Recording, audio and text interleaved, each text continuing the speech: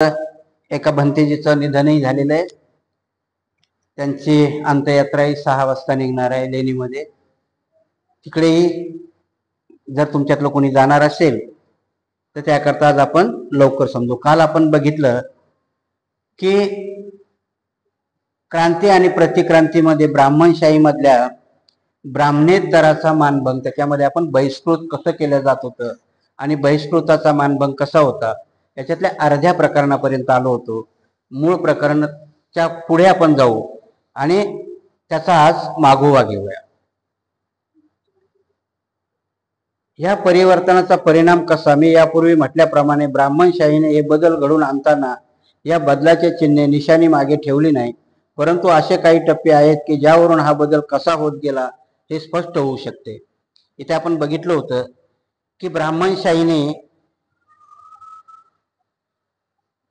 ब्राह्मणेतरामध्ये बहिष्कार घालताना नुसतं बहिष्कृत अस्पृश्य जातीलाच नव्हतं केलं, तर जो कोणी अस्पृश्य जातीबरोबर समन्वयाचा संबंधही ठेवेल तर त्यांनी ब्राह्मणालाही बहिष्कृत करण्याची पद्धत आणली होती। त्याचे नियम आणि कठोरपणाने राबवले होते। त्यांच्या त्या प्रतिक्रांतीमध्ये ते एवढ्या कठोरपणाने राबवतात, जसं मी तुम्हाला सांगितलं की ते ब्राह्मणाला ब्राह्मण मदतही करतो, पण एखादा ब्राह्मण जर त्याच्या विरोधात जात असेल तर ते ब्राह्मणालाही मारायला कमी करत नाही। त्याचं उदाहरणच असेल तर तुम्हाला देता येईल की बॉम्ब स्फोटाच्या जो मालेगावला बॉम्ब स्फोट झाला, त्याचं आता नाव आहे ना मला त्या ऑफिसरचं, तर करकरे, हेमंत करकरे एक पुस्तक लिहिलेलं आहे। मुस्लिम आयुक्त होते त्यांनी की हेमंत करकरेचे मारेकरी कोण आहे, आणि त्यांनी स्पष्टपणाने आरोप केलेला आहे RSS वर। तर ते वेळ आली तर आपल्या ब्राह्मणामधल्या माणसालाही मारायला कमी करत नाहीये, म्हणून ते नियम त्यांनी कठोरपणाने राबवले। आपण तसे करत नाही, आपण अर्धे लोक याच्या बाजूने अर्धी लोक त्याच्या बाजूने राहतो। ते त्यांच्या प्रतिक्रांती करता कठोरपणाने जातात, आणि म्हणून इथे बाबासाहेब लिहितात की त्यांनी त्याच्याकरता त्यांच्या मूळ जो होता, मूळ बाबासाहेब सांगतात की बुद्धपूर्व कालीन मध्ये वर्ण जरूर होते, पण त्या वर्णामध्ये विवाह पद्धती होती। त्याचं उदाहरण त्यांनी दिलं होतं की शांतनूचं लग्न गंगेबरोबर होतं, तर गंगा कोण आहे, शांतनूचं लग्न मत्स्यगंधेबरोबर होतं, मत्स्यगंधा ही कोळ्याची पोरगी आहे। म्हणजे वर्ण शूद्राच्या वर्णाबरोबर क्षत्रियाचं लग्न झालं आणि त्यांच्या संततीला पुढे मान्यता मिळालेली आहे, असं नाही झालं। म्हणून त्यांनी ते नियम बदलले की जर ब्राह्मण किंवा क्षत्रिय खालच्या याला मदत करत असेल तर त्यांनाही वाळीत टाकणं किंवा बहिष्कार करण्याकरता त्यांनी नियम बदलले, त्याचं परिवर्तन केलं। हे परिवर्तन टप्प्याटप्प्याने झालेले आहे। वर्णाचे जातीत परिवर्तन करताना 3 महत्वाचे टप्पे आढळतात। पहिला टप्पा म्हणजे वर्णाच्या कालावधी, म्हणजे ठराविक काळासाठी व्यक्तीचा दर्जा व व्यवसाय निश्चित करणे। दुसरा टप्पा म्हणजे त्या व्यक्तीच्या संपूर्ण आयुष्यभर त्याच्या वर्णाचा दर्जा व व्यवसाय निश्चित करणे। व तिसरा टप्पा म्हणजे त्या व्यक्तीच्या वर्णाचा दर्जा व व्यवसाय परंपरेने निश्चित करणे होय। प्रारंभी वर्णाची व्याख्या मालमत्तेपुरती मर्यादित होती, नंतर त्याची व्याप्ती आयुष्यभराच्या मालमत्तेपर्यंत वाढवली व नंतरचा वारसा वाङ्मयात उल्लेख केलेल्या रूढी परंपरावरून वर्णाचे जातीत परिवर्तन झाले, यास दुजोरा मिळतो। ही परंपरा स्वीकारली न जाण्याचे तसे काही एक कारण नव्हते। या परंपरेनुसार व्यक्तीच्या वर्णास नेमून दिलेल्या कार्यावर मनुचा आणि सप्तऋषीचा परिणाम होतो। या जनसमुदायातून क्षत्रिय व वैश्य यांना योग्य असेल अशीच निवड मनुने केली असून सप्तऋषीने ब्राह्मणास योग्य अशीच निवड केली आहे। ब्राह्मण, क्षत्रिय व वैश्यासाठी मनु सप्तऋषीने अशी निवड केली, परंतु त्या शूद्राचा समावेश केला नाही। ही वर्ण व्यवस्था एका युगासाठी म्हणजे 4 वर्षासाठी असते। दर 4 वर्षांनी नवी निवड करण्यासाठी मनु आणि सप्तऋषीची निवड केली जाते। त्यामुळे असे घडते की गेल्या वेळी जे शूद्रासाठी योग्य होते ते यावेळी ब्राह्मण, क्षत्रिय, वैश्यासाठी योग्य ठरते। तसेच गेल्या वेळी ब्राह्मण, क्षत्रिय, वैश्यासाठी योग्य होते ते यावेळी शूद्रासाठी योग्य ठरते। अशा प्रकारे व्यक्तीच्या वर्गात बदल झाला। अशा प्रकारे समाज जीवनाची आवश्यकता असलेल्या आणि व्यक्तीच्या मानसिक व शारीरिक प्रवृत्तीनुसार ठराविक काळाने हे असे फेरबदल होत असतात। वर्णाच्या या फेरबदलाच्या कालखंडास मन्वंतर असे म्हटले जाते, म्हणजे मनूने केलेले वर्णातील फेरफार. मन्वंतर म्हणजे काय? मनूने वर्णात केलेले फेरफार. बाबासाहेब सांगतात की बुद्धपूर्व काळामध्ये काही पिरियड करता ह्या वर्णाला मान्यता असायची. म्हणजे जसं मागच्या प्रकरणात आपण बघितलं की गुरुकुलामध्ये मुलगा शिकायला गेला की जसा आपला दीक्षांत समारंभ होतो तेव्हा दीक्षांत समारंभ, वर्ण ही एक पदवी असायची. वर्ण पदवी असायची की जो हुशार आहे, चांगला शिकलेला आहे, त्याला पंडित किंवा ब्राह्मण म्हटलं जायचं. धष्टपुष्ट आहे, शरीराने मदत करणारा आहे, संरक्षण करण्याच्या लायकीचा आहे म्हणून त्याला क्षत्रिय म्हटलं जायचं. पण बाबासाहेब म्हणतात मनूने आणि सप्त ऋषीने पुढे याचं मन्वंतर घडवत आणलं. मग तो काळ कसा करत गेला तर पहिला तो काही पिरियड पुरता होता, नंतर काही वर्षाकरता केला, नंतर मग हयातभर केला, आणि त्याच्यानंतर ह्या मनूने मन्वंतर करून तो जाती निर्माण करण्याकरता जन्मचा करून ठेवला. हे त्याच्यामध्ये टप्प्याटप्प्याने केलेले बदल आहेत. मूळ पद्धतीत फक्त प्रौढाचे वर्ण निश्चित करण्याची कल्पना असावी असे वाटते. त्यासाठी कोणत्याही प्रशिक्षणाची किंवा वस्तुनिष्ठ छाननी नव्हती.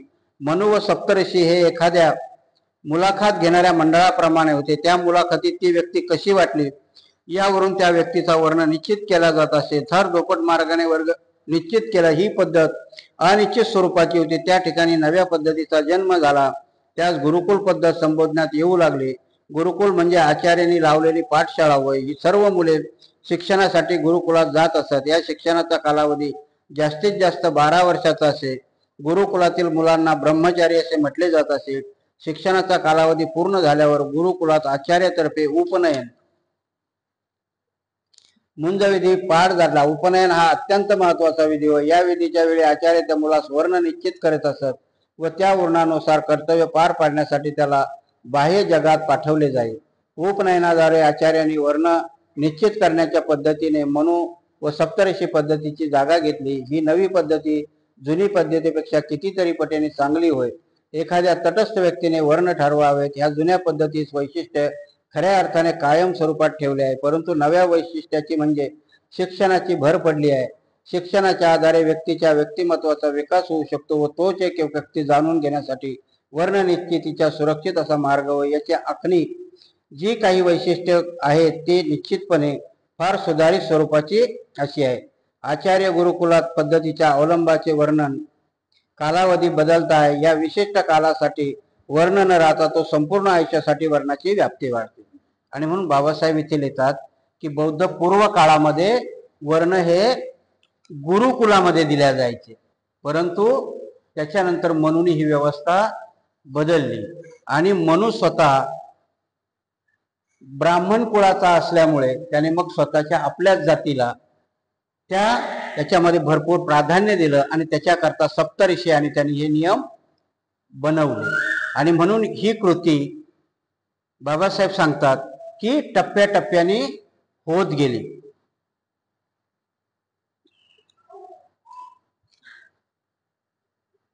वर्णाचे जातीत परिवर्तन करण्याचा ब्राह्मणशाही हेतू काय असू शकतो याची कल्पना करणे कठीण नाही. ब्राह्मणाची गुणवत्ता किंवा पात्रता याचा विचार न करता प्राचीन काळापासून त्याचा असलेला हक्क उपभोगण्यासाठी त्यांना सर्वोच्च दर्जा देणे हा हेतू आहे. आणि म्हणून बाबासाहेब म्हणतात की हे कशा करता केलं म्हणून, तर त्याची पात्रता असोच आहे नसो, परंतु त्यांच्या जातीला जाती निर्माण करण्याला त्याला पात्रता मिळवून देण्याकरताच म्हणून केलेला हा घोळ आहे, घोटाळा आहे. म्हणून बाबासाहेब सांगतात की मनू हा आपल्या स्वतःच्या जातीला वर्चस्व निर्माण करून देण्याकरता त्यांनी केलेले हे कायदे आहेत. आता मनू म्हणजे इथे परत बाबासाहेबाला तेच दर्शवायचे की मनू म्हणजे पुष्यमित्र शृंगाच्या दरबारात असलेला भार्गव ऋषी. नाहीत मग परत आपण त्या महाभारतासारखं याच्यात जायला नको. मनू मनू म्हटलं की मनू होता कोण, तर मनू नावाचा कुणी नाही. बाबासाहेब सांगतात की मनू कोण आहे, तर पुष्यमित्र शृंगाच्या दरबारातील भार्गव नावाचा त्याचा मंत्री आहे. भार्गव हा मंत्री किंवा ऋषी आहे.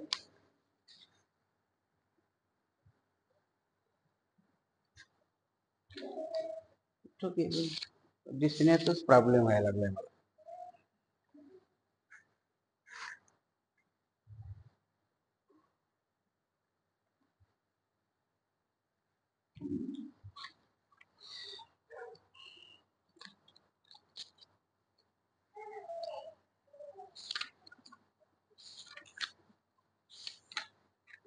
इथे होतं मागचंच वाचत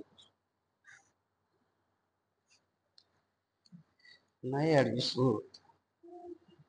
हात लागत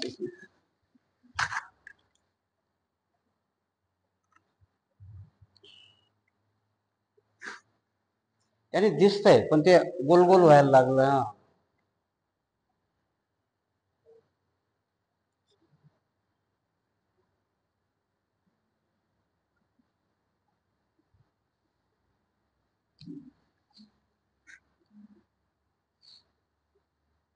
वर्गातील ही वेगळेपणाची भावना निर्माण करण्याचे कार्य ब्राह्मणशाहीने केले. त्या दृष्टीने त्यांनी पहिले पाऊल टाकले ते म्हणजे पुरातन काळापासून 4 वर्णात चालू असलेली आंतरजातीय विवाहाची व सहभोजनाची पद्धती रद्द करून टाकली. या विषयावर आधीच्या प्रकरणात आपण सविस्तर चर्चा केलेली आहे. तरी सुद्धा आणखी एक वादग्रस्त मुद्दा सांगण्याचे राहून गेले आहे. वर्ण पद्धतीत लग्नाशी काही संबंध नाही, हे मी यापूर्वी सांगितले आहे. म्हणजेच वेगवेगळ्या वर्गातील स्त्री पुरुष विवाह करू शकतात व त्यांनी तसा विवाह केलेला आहे. आंतरवर्ण विवाहास कायद्याची आडकाठी नाही. अशा प्रकारच्या विवाह सामाजिक नैतिकता विरोध करीत नाही. सवर्ण विवाह ही कायद्याची गरज नाही किंवा समूहाची मागणी नाही. वधूपेक्षा वर उच्च वर्णातील आहे किंवा वरापेक्षा वधू उच्च वर्गातील अशा अनावश्यक प्रश्नात गुंतून न पडता सर्व वेगवेगळ्या वर्णातील सर्व विवाह कायदेशीर मानले गेले. खरोखरच प्राध्यापक काने यांनी म्हटल्याप्रमाणे अनुलोमा व प्रतिलोमा या पद्धतीत अस्तित्वात नाहीत. ही सर्व ब्राह्मणशाहीची निर्मिती आहे. ब्राह्मणशाहीने प्रतिलोमा पद्धती बंद केली. प्रतिलोमा म्हणजे उच्चवर्णीय स्त्री व हलक्या वर्णातील पुरुष यांच्यातील विवाह होय. वर्णातील संबंध संपुष्टात आणण्यासाठी या परस्परात समजविरोधी भावना निर्माण करण्यासाठी ब्राह्मणशाहीने टाकलेले हे पाऊल होय. ब्राह्मणशाहीने पुढे काय केलं की अनुलोम आणि प्रतिलोम. अनुलोम म्हणजे कसं की उच्च जातीचा पुरुष आणि खालच्या जातीची स्त्री. तर प्रतिलोम म्हणजे उच्च जातीची स्त्री आणि खालच्या जातीचा पुरुष. याला विकृत करून ते खाजगीमध्ये काय सांगतात की परशुरामाने 18 वेळेस पृथ्वी निक्षत्रिय केली. म्हणजे एकही क्षत्रिय त्यांनी ठेवला नाही. पृथ्वीवरच काय पण आईच्या गर्भात असलेला मुलंही त्यांनी मारलं. आणि मग ते नंतर चातुर्वर्ण्याची उत्पत्ती अशी सांगतात की ब्राह्मणाबरोबर खालच्या ह्या स्त्रियांचे ज्या ज्या स्त्री बरोबर ब्राह्मणाचा संकर होऊन उत्पत्ती झाली तसे तसे वर्ण निर्माण झाले. मग आताचा क्षत्रिय कसा निर्माण झाला तर ब्राह्मणाने वैश्याच्या स्त्री बरोबर केलेल्या समागमातून निर्माण झालेला आताचा क्षत्रिय. बाबासाहेबांनी याच्यात जरी नसले पण पुरावा आहे त्याला. त्यांनी महाभारतात आणि मला वाटतं नारायण पुराण की कुठल्या पुराणात हे आहे. तर अशी उत्पत्ती त्यांनी दिलेली आहे. म्हणून बाबासाहेब सांगतात की ही नंतरची उत्पत्ती आहे त्यांची. आणि तीही बाबासाहेब सांगतात कधीची आहे तर ही 2ऱ्या-3ऱ्या शतकाच्या नंतरची आहे. आत्ताची ती नाही. बुद्धपूर्व काळामध्ये तर वर्णावर्णामध्ये विवाह होत होते आणि त्याला मान्यता होती. आणि त्याला मोठं कारण बाकीचे तर काल्पनिक आपण समजतो पण भगवान बुद्धाचंच लग्न क्षत्रिय आणि कोलीय याच्यामध्ये झालेलं आहे. म्हणजे वर्णात आणि मान्यता मिळत होती. आणि त्यावेळेचा क्षत्रिय राजाही क्षत्रिय वर्ण आपण बुद्ध आणि त्याच्या धम्मात बघितलं असेल की शुद्धोधनाने त्यावेळेचा क्षत्रियाला मान्यता देण्याकरता किमान 2 लढाया जिंकण्याची अट होती तर त्याला क्षत्रिय मानला जातो. तर शुद्धोधनाने 4 लढाया जिंकल्या होत्या म्हणून कपिलवस्तूचा राजा झालेला होता. पुढे चालून म्हणजे ही जी चातुर्वर्ण्याची जन्मजात पद्धत आणली ही बुद्ध पूर्व काळामध्ये नसून बुद्धाच्या नंतरच्या काळामध्ये आहे. प्रतिलोम पद्धती बंद केली. प्रतिलोम म्हणजे उच्चवर्णीय स्त्री व हलक्या वर्णातील पुरुष यांच्यातील विवाह होय. वर्णातील संबंध संपुष्टात आणण्यासाठी व परस्परातील समजविरोधी भावना निर्माण करण्यासाठी ब्राह्मणशाहीने टाकलेले पाऊल होय. परंतु प्रतिलोम विवाह पद्धतीचा दरवाजा बंद केला गेला तरी अनुलोम विवाह पद्धतीचा दरवाजा मात्र उघडाच ठेवण्यात आला होता. तो दरवाजा बंद करण्यात आलेला नव्हता. असमान दर्जावरच अनुलोम विवाह पद्धती आधारित आहे. अनुलोम विवाह म्हणजे उच्चवर्णीय पुरुष व हलक्या जातीच्या स्त्री यांच्यातील विवाह होय व ही पद्धती ब्राह्मणशाहीने चालू ठेवली. अनुलोम विवाह पद्धतीचा मार्ग मोकळा असला तरी तो फार सन्माननीय होता अशातला भाग नाही. मात्र वर्णाचे पूर्णपणे वेगळे रोखणे त्यामुळे काही प्रमाणात शक्य झाले होते. परंतु तरी सुद्धा इथे ब्राह्मणशाहीने आपली गलिच्छ खेळी खेळली. ही घाणेरडी खेळी अशी हे पाहण्यासाठी मुलाचा दर्जा ठरविण्यासाठी असलेले नियम पाहणे आवश्यक आहे. प्राचीन काळापासून अस्तित्वात असलेल्या नियमानुसार वडिलाचा वर्ण हा मुलाचा वर्ण ठरविला जातो, निश्चित केला जातो. आईच्या वर्णाला काहीच महत्व नाही. यासाठी पुढील उदाहरणे पाहूया.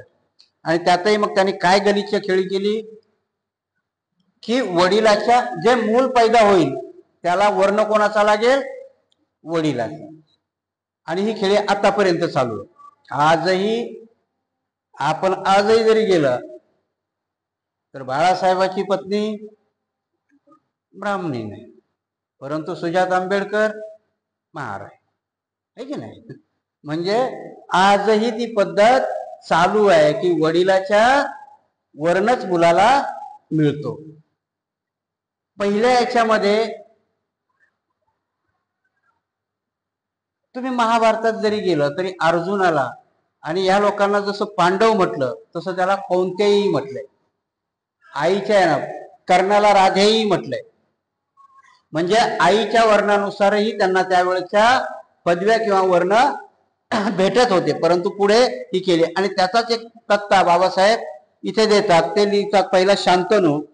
तर शांतनूचा वर्ण क्षत्रिय आहे. आई गंगा शूद्र अनामिका आहे आणि तिचा मुलगा आहे भीष्म. त्याचं खरं नाव देवव्रत आहे भीष्म. तो मात्र क्षत्रिय झाला.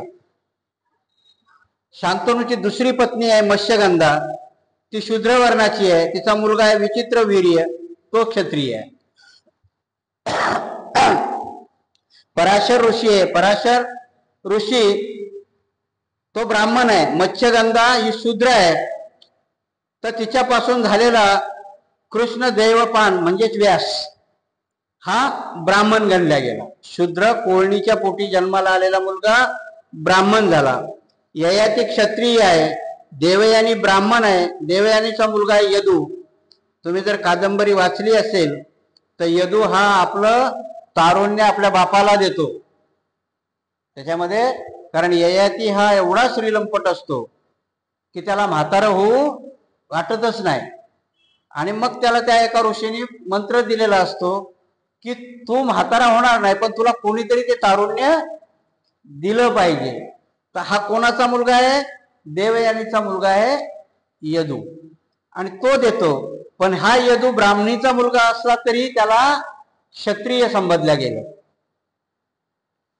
या नियमास पितृसवर्ण नियम म्हणून ओळखले जाते. या पितृसवर्ण नियमाचे अनुलोम व प्रतिलोमा विवाह पद्धतीवर काय परिणाम होतो हे पाहणे मजेशीर आहे. आणि बाबासाहेब पुढे लिहितात की ही पद्धत त्यांनी स्वीकारली त्यावेळेस, परंतु त्याचेही घाणेरडे परिणाम पुढे पाहावयास मिळतात. प्रतिलोम विवाहास बंदी करून उच्चवर्णीय स्त्रीच्या मुलाला हलका वर्ण मिळण्यापासून रोखले आहे. तथापि खेदाची गोष्ट अशी की अनुलोमा आणि पुत्र सवर्णाचे नियम अस्तित्वात राहिल्याने फार परिणाम झाला. या अनुलोमा विवाहाचे आंतरवर्णीय संबंध अबाधित राखले गेले आणि पितृसवर्णाच्या नियमाने उच्चवर्णीयांना पूर्णपणे संमिश्र अस्तित्व दिले. यामुळे ते फक्त हलक्या वर्णातील स्त्रीला वर घेऊ शकत होते. वर्णातील हा अंतर्गत देवाणघेवाणीचा मार्ग खुला ठेवावा असं ब्राह्मणशाहीस वाटले नव्हते. त्यांनी तो मार्ग बंद करण्याचा प्रयत्नही केला, परंतु ते त्यांनी अत्यंत असभ्य पद्धतीने केले. अनुलोम विवाह बंद करण्याचा सरळ व सन्माननीय मार्ग होता, परंतु ब्राह्मणशाहीने तसे करू शकले नाही. त्यांनी अनुलोम विवाह पद्धती चालू ठेवण्यास परवानगी दिली. त्यांनी फक्त मुलाचा दर्जा निश्चित करण्याच्या नियमात फेरबदल केला. त्यांनी पितृसुवर्ण नियम बदलून मातृसुवर्ण नियम लागू केला. त्यामुळे आईचा असलेला दर्जा वर्ण मुलास निश्चित करण्यात येत असे. त्याच्यानंतर मात्र ब्राह्मणाने जर शूद्र स्त्रीशी हे केला तर त्या स्त्रीच्या मुलाला मात्र त्यांनी दर्जा दिला नाही. कारण याचंच उदाहरण त्यांच्याच याच्यामध्ये आहे की दासी जेव्हा व्यासाच्या नियोग पद्धतीने विदुराला जन्म देते तेव्हा मात्र त्यांनी त्याला क्षत्रियाचा दर्जा दिला नाही. विदुराला क्षत्रियाचा दर्जा दिलाय का? नाही. कारण व्यासापासून विचित्रवीर्यही निर्माण होतो आणि तो दुसराही निर्माण होतो. त्या दोघांना क्षत्रियाचा दर्जा का दिला? तर त्या दोन क्षत्रांनी आहे. व्यास ब्राह्मण आहे ह्या दोन कोण आहेत? मत्स्यगंधेचे त्यांच्या त्या दोन राण्या ह्या क्षत्रिय आहेत, परंतु तिसरी दासी जाते, तर दासीच्या मुलाला क्षत्रियाचा वर्ण दिला नाही. म्हणजे बाबासाहेब म्हणतात त्याच्यात त्यांनी बदमाशी अशी केली की जर दासी शूद्र वर्णाची आहे ना, ब्राह्मणाला क्षत्रियाच्या वर्णाला त्यांनी मान्यता दिली पण शूद्राच्या वर्णाला दिली नाही. आणि इथे ब्राह्मणांनी घोळ केला आणि मग इथून जातीच्या भावना टोकदार झाल्या. आता तो विदोर, शेवटी ते काव्य काल्पनिकच आहे, पण बाबासाहेब समजावताना सांगतात की पहिला दुर्योधनाच्या बापाला राजा बनवण्याला विरोध का केलाय, तो आंधळा आहे म्हणून. पांडूला राजा करतात आणि पांडू जेव्हा राजपाट सोडतो तर मग मात्र विदुराला राजा बनवत नाही, ते परत आंधळ्याला बनवतात पण विदुराला बनवत नाही. म्हणून इथं त्यांना सांगायचं की यांनी या अनुलोम पद्धतीमध्ये जी पहिली पद्धत होती ती नाकारून त्यांनी सवर्णाने खालच्या जातीतल्या बाईशी विवाह केला आणि तिला जर मुलगा झाला तर त्याला मान्यता दिलेली नाही. व्यासापर्यंत दिली. व्यासाला मत्स्यगंधेच्या पोरगा असताना त्याला ब्राह्मण म्हटले, पण पुढे मात्र ते देत नाहीये. या बदलाने अंतर्गत सामाजिक देवाणघेवाण विवाह बंद पडली. जो प्रमुख हेतू होता, मुलगा हलक्या जातीच्या आईच्या पोटी जन्माला एवढ्या कारणा म्हणून वच्च वर्णातील त्याच्या पित्याची जबाबदारी संपते. त्यामुळे अनुलोम विवाहात फक्त शरीर संबंध एवढंच महत्व उरले. फक्त हलक्या जातीच्या वर्णाचा अपमान करणे, त्यांचा छळ करणे हाच हेतू उरला. इतकेच नव्हे, हलक्या जातीच्या स्त्रियांना कायदेशीररित्या वेश्या व्यवसाय करण्यास भाग पाडले. हेतू समाजाचा कणा असलेल्या वर्णव्यवस्थेस व्यापक सामाजिक दृष्टिकोनातून एकाकी पाडले असले तरी जाती व्यवस्था हीच आदर्श व्यवस्था असल्याचे कर्मठ हिंदूंना अद्यापही वाटते. परंतु फक्त कर्मठ हिंदूच्या बाबतीत कशाला बोलायचे? इतिहास तज्ञ, राजनीती तज्ञ या बाबतीत मुळीच मागे नाहीत. राष्ट्रवादाच्या आड जाती व्यवस्था येत असल्याचा इन्कार भारतीय राजनीतिज्ञांनी तसेच इतिहास संशोधकांनी केला आहे. त्यांचा असा समज आहे की भारत हे एक राष्ट्र आहे आणि भारतीय राष्ट्राऐवजी भारतातील जनता असा कोणी उल्लेख केल्यास त्यांना तो अप्रेत वाटतो. ही त्यांची मनोवृत्ती समजण्याच्या पलीकडे आहे. बहुसंख्य राजनीतिज्ञ, इतिहास संशोधक हे ब्राह्मण असूनही आपला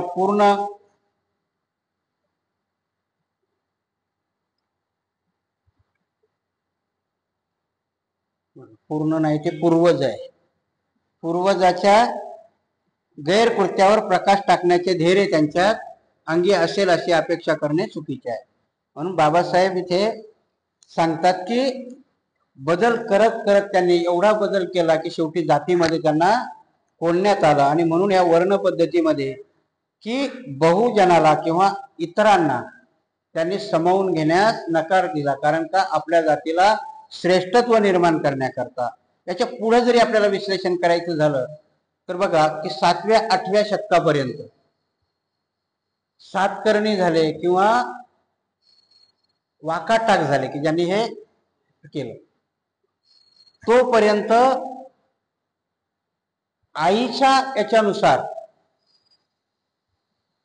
कारण हा सातकर्णी ज्याला आपण काय कुठलाही म्हणतात तो आईच्या याच्यातून वाढत जातो. गौतमी पुत्र सातकर्णी, तुम्ही जर इतिहासात वाचलं असेल तर गौतमी पुत्र सातकर्णी ही आईच्या वंशापासून आलेली पद्धत आहे.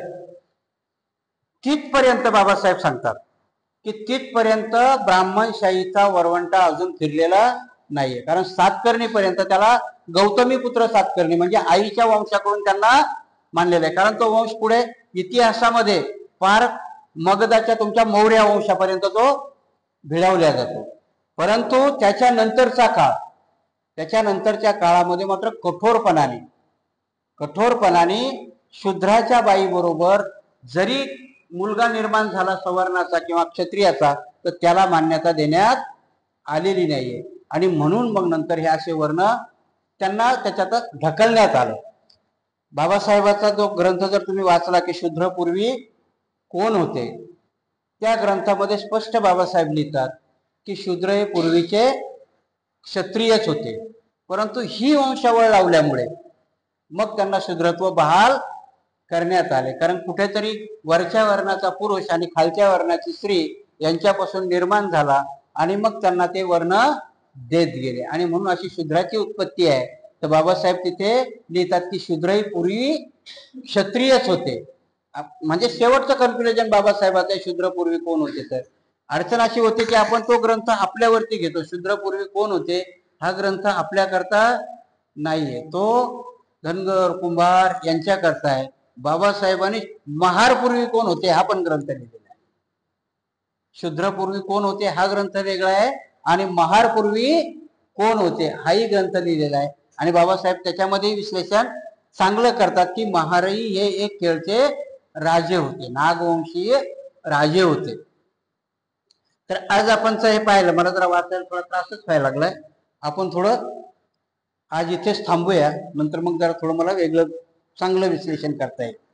कारण खालची ओळ वर दिसायला लागली, वरची ओळ खाली दिसायला लागली.